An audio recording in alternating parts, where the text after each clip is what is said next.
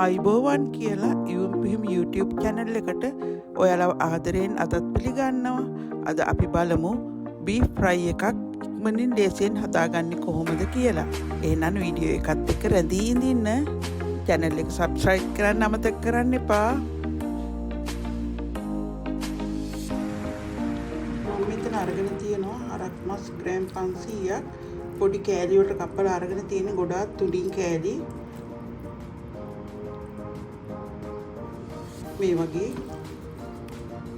මම ඒකට එකතු කරන්න අරගෙන තියෙනවා කහ, ලුණු, ගම්මිරිස්, සූදුරු, මිරිස් කුඩු. ඔක්කොම තේ හැන්ද ගානේ අරගෙන තියෙන්නේ. දැන් මම ඒක මේ මස් එකට එකතු කරනවා.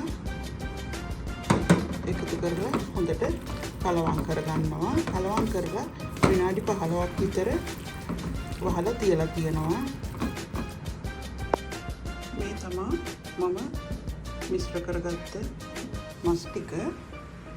දැන් මේක මම විනාඩි 15ක් තියලා ඊට පස්සේ අපි වැඩේ පටන් ගමු. ඒ විනාඩි 15 අතරේ මම කපාගත්ත තක්කාලි, අමු මිරිස්, සුදු ලුණු ගෙඩි ලොකු ලුණු ගෙඩි දෙකක් ගත්තා, තක්කාලි ගෙඩි 3ක් ගත්තා. මෙතන මම අරගෙන තියෙනවා මින්ට් කොළ, ඊට පස්සේ කොත්තමල්ලි කොළ පොඩිවට කපාගෙන අරන් තියෙන්නේ.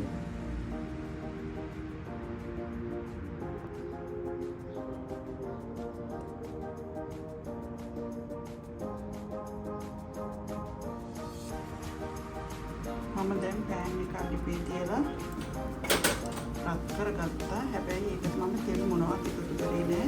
දැන් මම මගේ මස් ටික එකතු කරගන්නවා.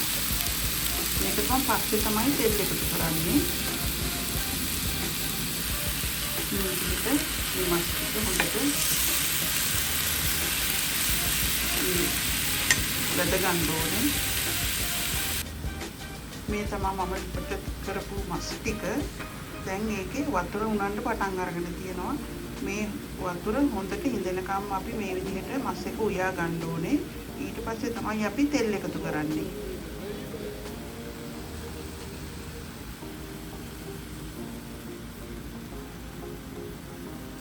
මම මේක කන්නේ මෙහි තියෙනවා ඉරානි කොබස් කියලා රොටි එකක්. ඒ රොටි එක එක්ක එහෙම නැත්නම් සාමාන්‍ය කොබස් එක්ක උනත් අපිට කන්න පුළුවනි.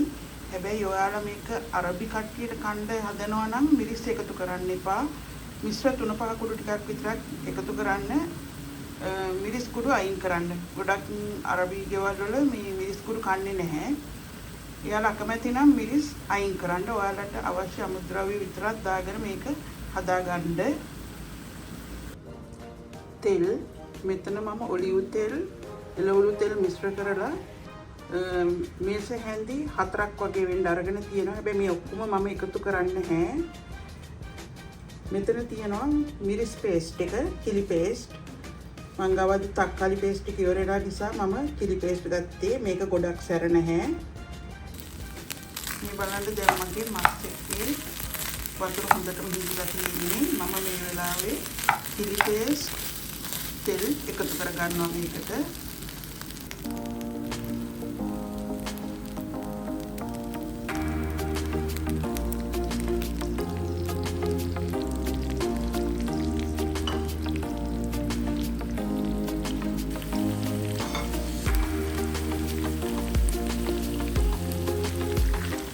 මදකින්දරේ මේක හොඳට අපි බැදගමු මස් ටික.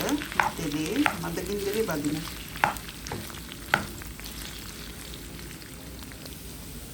දැන් හොඳට මස් ටික බැදිලා තියෙන තෙලේ මේ වෙලාවේ මම මිශ්‍ර 3-5 කුඩු තේ හැන්දි භාගයක් විතර එකතු කර ගන්නවා.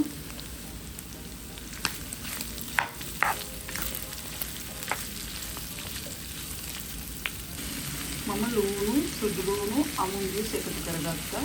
දැන් හොඳට මේක කලවම් කරලා විනාඩි 8ක් වගේ ලුණු ටික තැම්බෙනකන් තෙලේ බෙද ගන්නවා. මේ ලුණු ටික මිශ්‍ර කරලා විනාඩි 5කට පස්සේ මම දැන් තක්කාලි ටික එකතු කරගන්නවා. මම කපාගෙන තියෙන තක්කාලි ටික එකතු කරගන්නවා.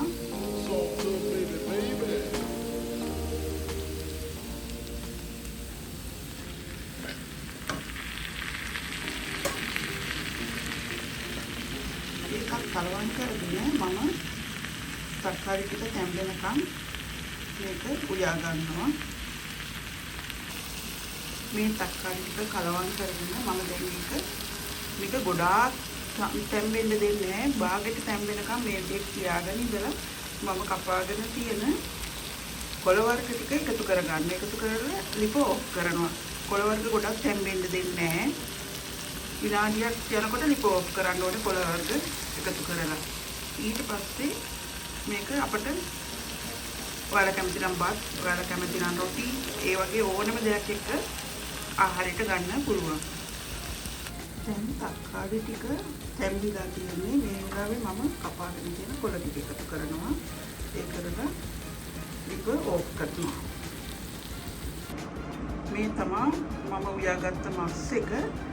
මේක ඇත්තටම මස් හොඳට බැඳිලා තියෙන්නේ. ඔයාලා හදලා රස බලන්න. ඔයාලා කැමති නම් කුරුඳු ඒ වගේ සුවඳ જાතිත් එකතු කරන්න පුළුවන්. ඒත් මම මේකට එහෙම එකතු කරේ නැහැ. එහෙමනම් අලුත් වීඩියෝ එකකින් අපි ආය හමු වෙමු. ඔයාලට සුබ දවසක්.